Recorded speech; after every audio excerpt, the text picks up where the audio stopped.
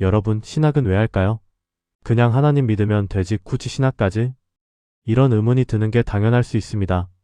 그러나 신학이라는 것이 차가운 지식이 아니라 초대라면 어떨까요? 낯선 시골길 끝에서 대저택으로 이어지는 진입로처럼요. 아직 집 전체가 보이진 않아도 그 길은 말합니다. 끝에 누가 계신지 어디로 들어가야 하는지 말이지요. 이렇듯 신학은 믿는 사람이라면 누구나 집 안으로 들어가기 위해 밟아야 할 길이요. 초대장입니다. 그런데 하나님을 알아가는 길은 놀랍도록 광활한 여정입니다.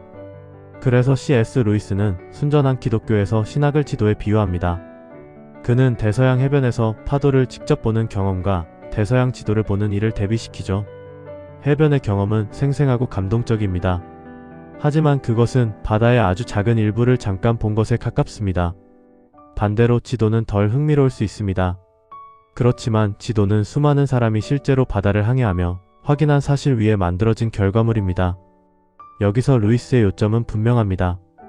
해변 산책만 할 거라면 지도가 필요 없겠죠. 하지만 바다를 건너 목적지에 가려면, 안전하게 도착하려면 지도는 선택이 아니라 필수입니다. 신학은 감동을 부정하는 게 아니라 오히려 감동이 바른 길이 되게 합니다. 갈림길에서 어디로 가야 하는지, 어떤 암초를 피해야 하는지, 무엇이 핵심인지 알려주니까요. 그래서 그는 말합니다. 막연한 종교는 흥분은 줄 수 있어도 열매가 없다고. 신학은 결국 하나님의 생명 속으로 이끌려 들어가는 일을 돕는 실용적 도구라고요.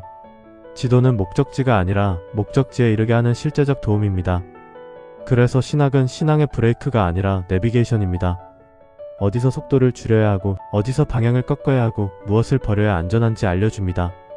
믿음의 여정에서 길을 잃지 않게 해주는 장치죠. 그리고 루이스는 더 직설적으로 경고합니다. 신학을 안 한다고 마음이 깨끗해지는 게 아닙니다. 오히려 우리 안에는 더 위험한 것들이 남기 쉽습니다. 정확하지 않은 하나님 이미지, 뒤섞인 생각, 낡아버린 개념, 어디서 들었는지 모를 말들. 루이스의 표현으로는 수많은 틀린 생각들, 즉 나쁘고 혼란스럽고 시대에 뒤떨어진 생각들 말입니다. 이런 침전물은 바닥에 가라앉아 있다가 결정적인 순간에 우리의 기도와 판단을 흐리고 두려움에 빠지게 합니다. 그래서 신학은 지식을 과시하는 것이 아니라 지식을 정화하는 과정입니다. 하나님을 오해한 채 열심을 내는 것은 표류하는 배처럼 더 위험해질 수 있으니까요. 특히 누구나 읽고 듣고 토론하는 시대에는 신학을 무시할수록 잘못되거나 이단적인 개념에 더 쉽게 끌려갈 수 있습니다. 이제 요한복음으로 들어가 봅시다. 태초에 말씀이 계시니라. 말씀은 단순히 종이 위에 글자가 아닙니다. 말씀은 현실을 만들어내는 수행적 힘입니다. 사랑의 한마디가 관계를 바꾸고 이제 가야해가 삶의 방향을 바꾸고 넌 해고야 라는 말이 한 사람의 내일을 뒤흔들듯 하나님의 말씀은 우주의 질서를 새로 짭니다. 그리고 요한은 선언합니다. 그 말씀이 육신이 되어 우리 가운데 거하셨다. 마찬가지로 신학은 추상적인 하나님을 말하는 게 아니라 볼 수 있는 예술을 통해 하나님의 영광을 목격하는 길입니다. 결국 신학의 끝은 개념이 아니라 만남입니다. 진입로 끝에서 주인을 대면하는 일입니다. 여기서 N.T. 라이트의 테니스 코트 비유가 빛을 발합니다.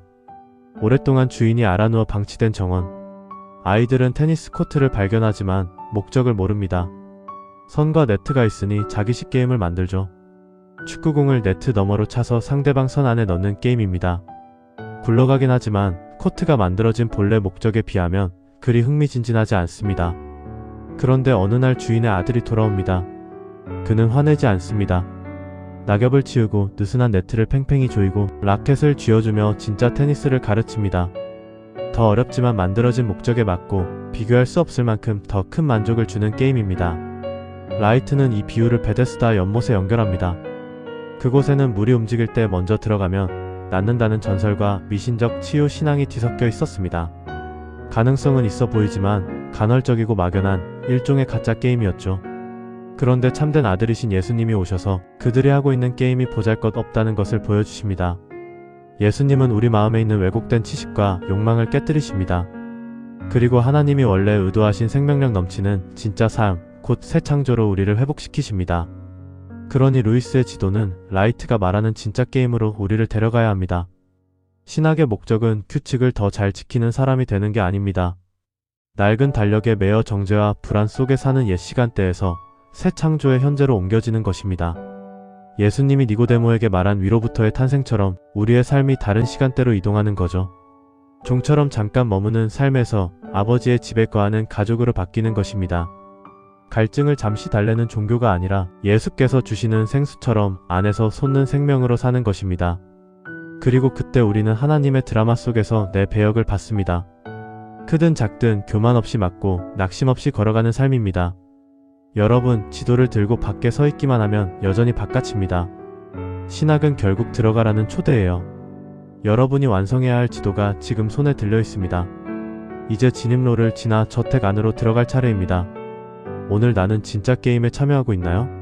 아니면 거짓 정보로 가득 찬 지도를 들고 이리저리 헤매고 있나요? 예수님의 초대는 지금도 동일합니다.